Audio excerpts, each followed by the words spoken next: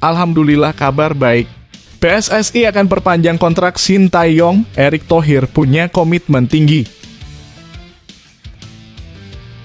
Pemahaman pemain meningkat, Sintayong asal latihan taktik sebelum timnas U23 Indonesia jumpa Qatar di laga perdana.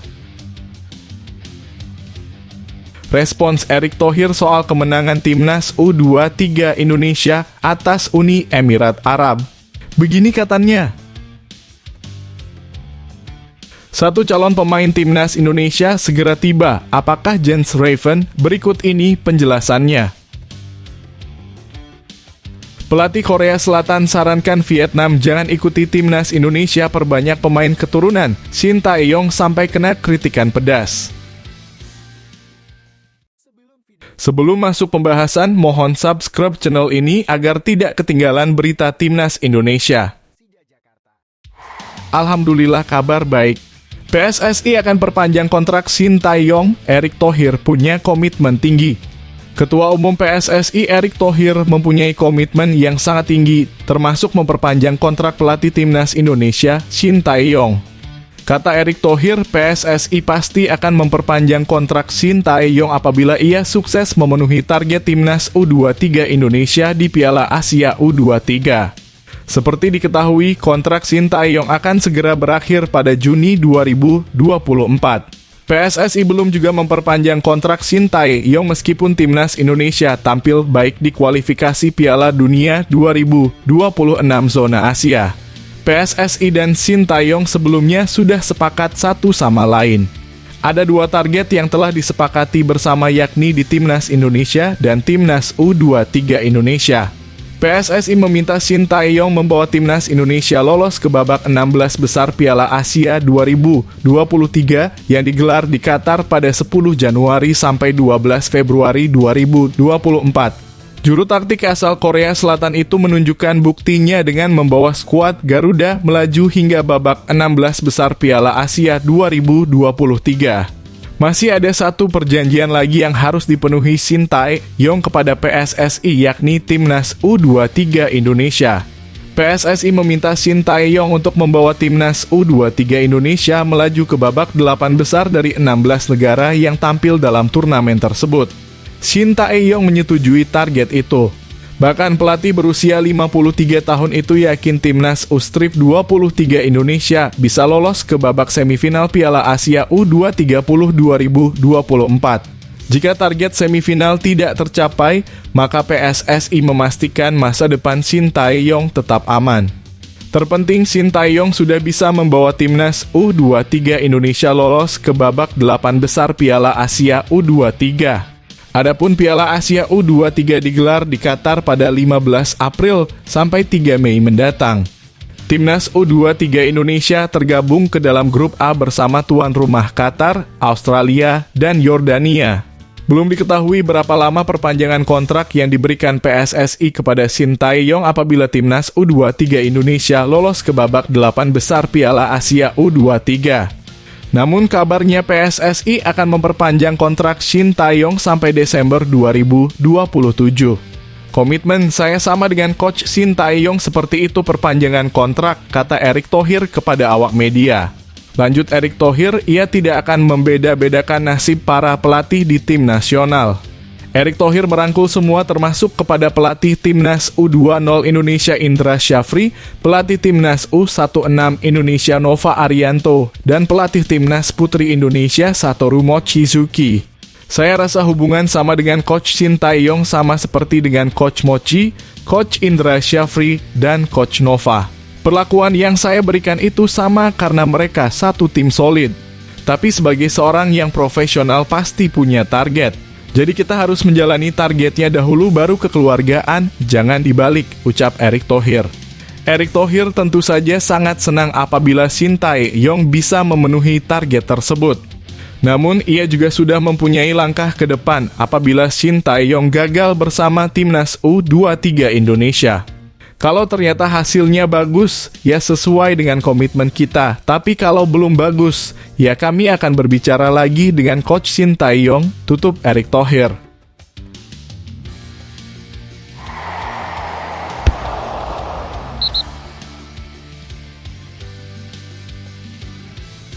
Pemahaman pemain meningkat, Shin Tae-yong asal latihan taktik sebelum timnas U23 Indonesia jumpa Qatar di laga perdana. Shin Tae-yong fokus tatap laga perdana timnas U23 Indonesia jelang Piala Asia U23. Praktis, timnas negatif 23 Indonesia tinggal memiliki 6 hari persiapan sebelum ajang tersebut. Timnas U23 Indonesia akan menghadapi tim tuan rumah Qatar pada laga pembuka Piala Asia U23 pada 15 Maret 2024.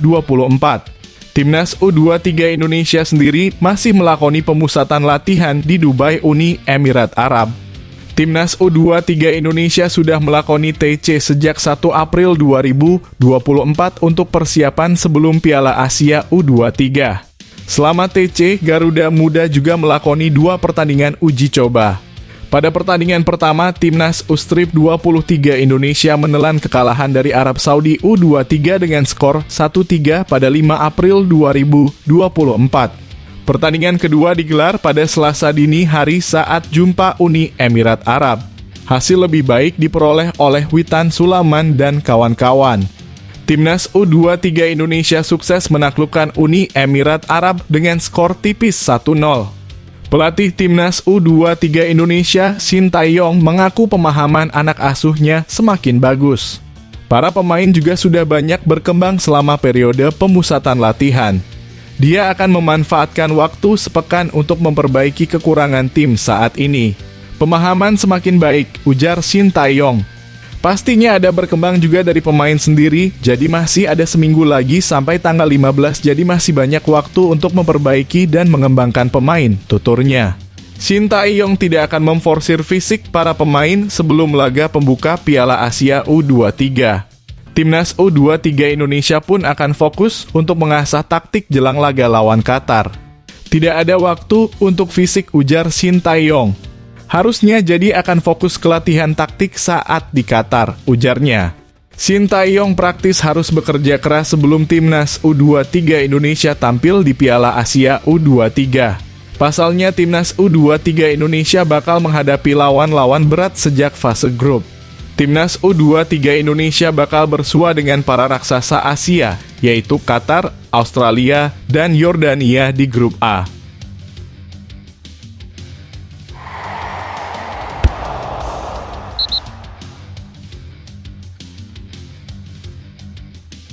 Respons Erick Thohir soal kemenangan timnas U23 Indonesia atas Uni Emirat Arab. Begini katanya, Ketua Umum PSSI Erick Thohir bersyukur atas hasil yang diraih timnas U23 Indonesia saat melawan Uni Emirat Arab U23.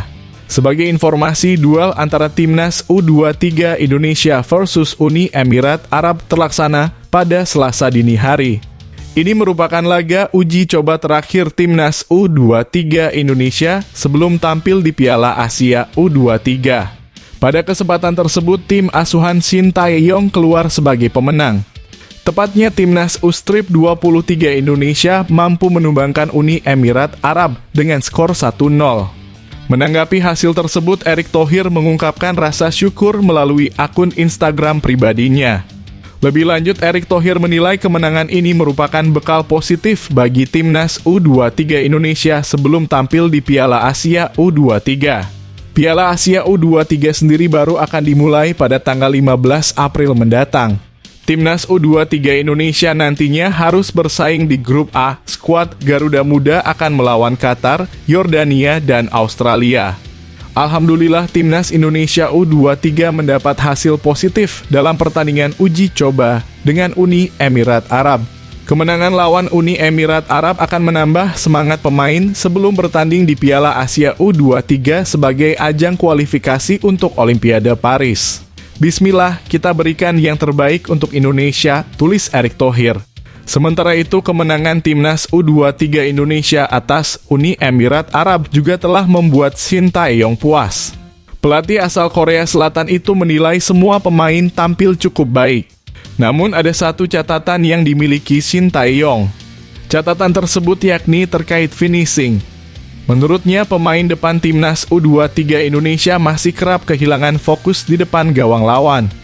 Bahkan Shin Tae-yong sesumbar seharusnya timnas U23 Indonesia bisa mencetak lebih dari 3 gol ke gawang Uni Emirat Arab. Jadi performa sangat baik, tetapi kurangnya mungkin kurang fokus mencetak gol. Kalau fokus mungkin bisa cetak 3 atau 4 gol lebih. Tapi secara keseluruhan sudah sangat baik, kata Shin Tae-yong.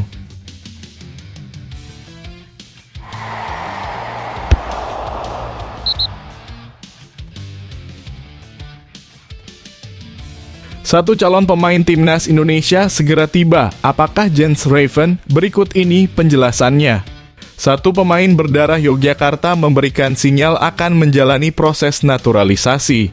Kabar ini disampaikan langsung oleh tenaga ahli Kemenpora RI Hamdan Hamadan. Pemain tersebut memberikan sinyal bahwa dia akan segera ke tanah air untuk mengurus berkas naturalisasi. Menariknya, meski tidak diungkap langsung, pemain ini mengaku memiliki darah dari Yogyakarta. Terima kasih banyak Pak Hamdan, Anda adalah orang yang saya percaya. Semua ini tidak akan mungkin terjadi tanpa kerja keras yang Anda lakukan untuk kami orang Indonesia di luar negeri atau diaspora. Saya akan memesan tiket, semoga kita bisa bertemu di Jakarta sebelum saya pergi ke Yogya, bunyi pesan yang dikirim kepada Hamdan Hamadan yang diunggah di laman Instagram pribadinya. Merujuk pada pesan tersebut, salah satu pemain yang kemungkinan segera diurus menjadi WNI adalah Jens Ravens. Jens saat ini bermain sebagai striker untuk tim asal Belanda Dordrecht U21. Darah Indonesia dari Jens mengalir dari neneknya. Tepatnya berasal dari Yogyakarta dan terpaksa pindah ke Belanda saat perang. Sinyal ini semakin kuat karena Shin Tae-yong sempat melihat langsung permainan Jens di Belanda. Tepatnya saat Dordrecht melawan tim Rafale Struik Ado Den Haag. Pelatih asal Korea Selatan tersebut dalam misi mencari pemain keturunan berkualitas untuk memperkuat skuad Garuda. Sektor lini serang jadi fokus utama karena sering jadi masalah dalam beberapa laga terakhir. Selain itu, pada bulan Juni nanti dikabarkan ada 2 pemain keturunan yang akan tersedia bagi Indonesia. Dalam sebuah wawancara, Jens Ravens mengakui bahwa sudah ada komunikasi dengan PSSI. Bahkan agennya sudah membahas masalah ini lebih lanjut dan dia juga siap menjadi WNI. Iya, saya berharap dalam waktu yang cepat bisa ke Indonesia. Sudah ada pembicaraan dengan PSSI, tapi untuk sekarang aku belum bisa bilang secara detail. Agenku yang berkomunikasi dengan mereka. Jadi dia yang tahu prosesnya, kata Jens Ravens dilansir dari kanal YouTube Yusa Nugraha.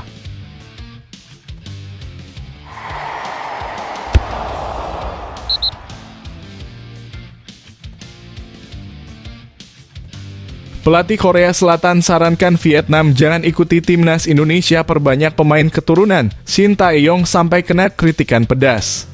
Pelatih timnas Indonesia Shin Tae-yong mendapatkan kritikan pedas dari juru taktik asal Korea Selatan, Jong Song-chon.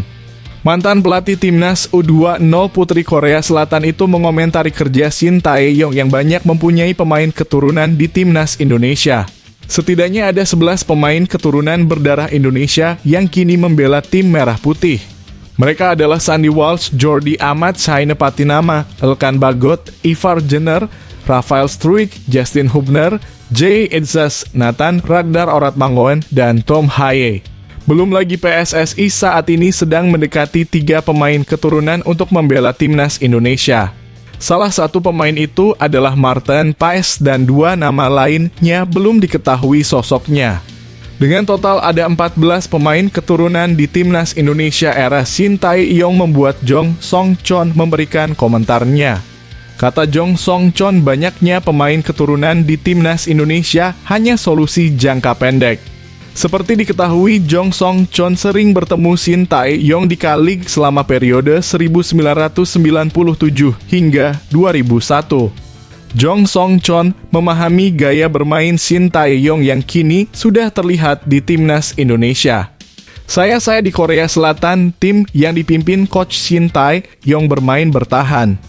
Di timnas Indonesia sekarang, mereka punya lebih banyak keuntungan karena adanya penambahan pemain-pemain keturunan. Namun ini hanya solusi jangka pendek. Kompetisi nasional adalah fondasi yang berkelanjutan, kata Jong Song-chon dilansir Bola Sport. Jong Song Chon menyarankan agar Vietnam jangan mengikuti cara timnas Indonesia yang mempunyai banyak pemain keturunan. Seperti diketahui saat ini permainan Vietnam sedang hancur usai ditinggal pelatih Park Hang-seo. Di bawah komando Philippe Troussier, Vietnam jarang sekali mendapatkan kemenangan. Terbaru Philippe Troussier harus angkat kaki dari kursi pelatih Vietnam karena dipermalukan timnas Indonesia pada kualifikasi Piala Dunia 2026 zona Asia. Jong Song Chon menyarankan agar Vietnam lebih fokus dalam perkembangan di kompetisi nasional untuk mengorbitkan pemain-pemain berkualitas. Federasi Sepak Bola Vietnam tinggal mencari sosok pelatih yang mempunyai karakter kuat seperti Park Hang-seo. Setelah berpisah dengan Vietnam, Coach Park Hang-seo pernah menyatakan keprihatinannya tentang kondisi di tim nasional.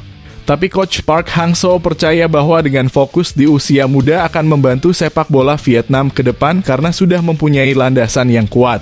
Itu sebabnya Coach Park Hang-seo mendirikan sebuah akademi di Vietnam. Setelah kekalahan dari timnas Indonesia kemarin, Coach Park Hang-seo memutuskan untuk membuka cabang sekolah akademi untuk melatih pemain-pemain profesional dengan bimbingan pelatih-pelatih dari Korea Selatan. Tutup Jong Song Chon.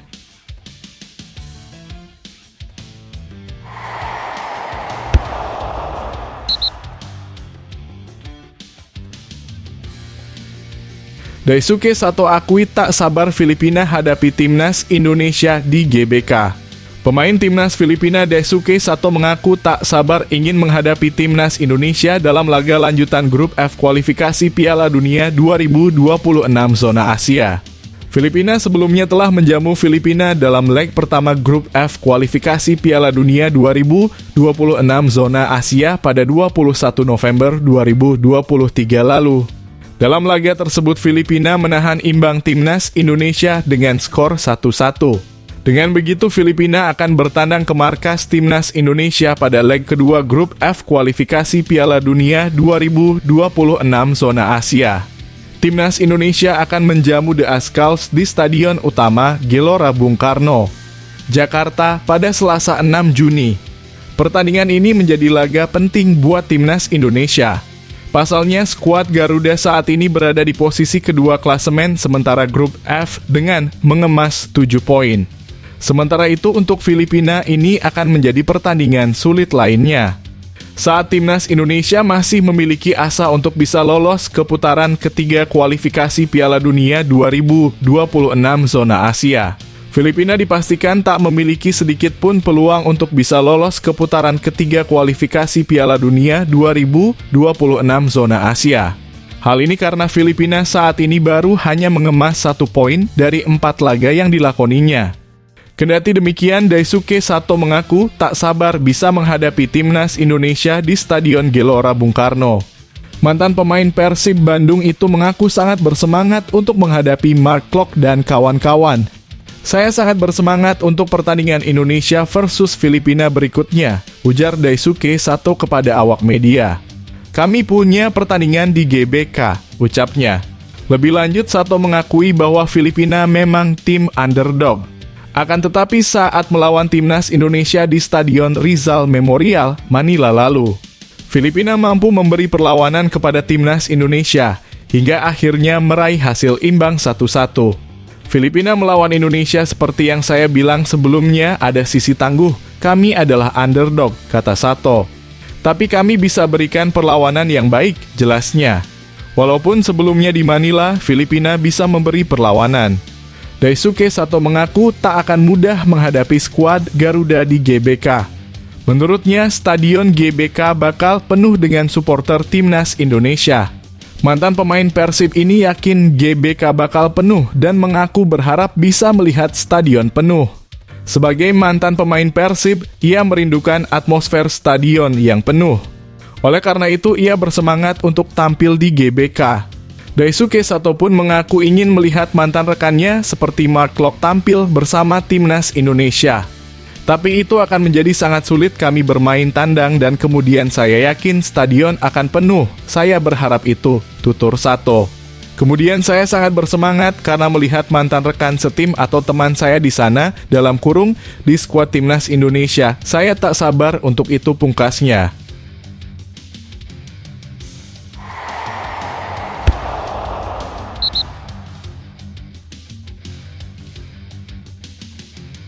Justin Hubner belum puas usai debut dengan Cerezo Osaka dan ingin dapat lebih banyak menit bermain.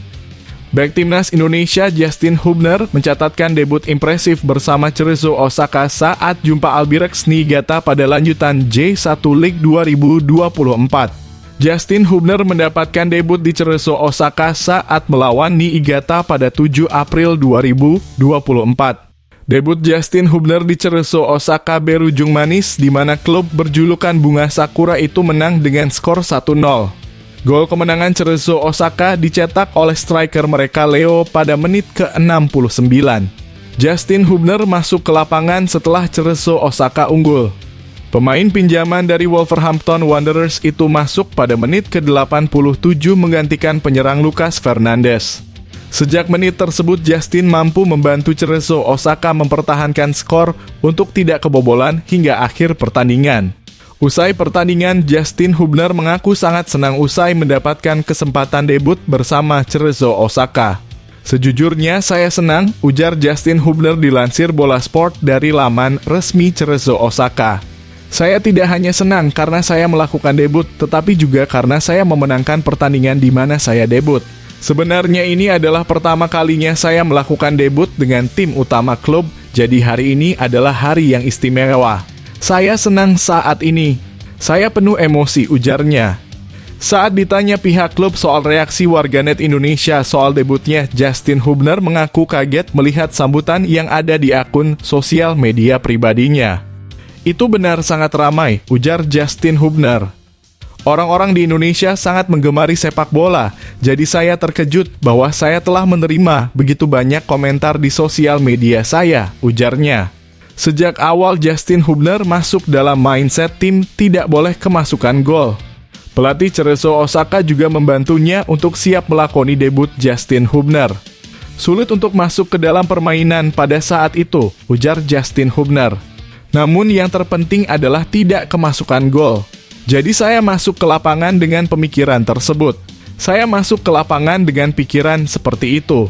Pelatih juga mengatakan kepada saya untuk memastikan bahwa saya sudah siap, ujarnya.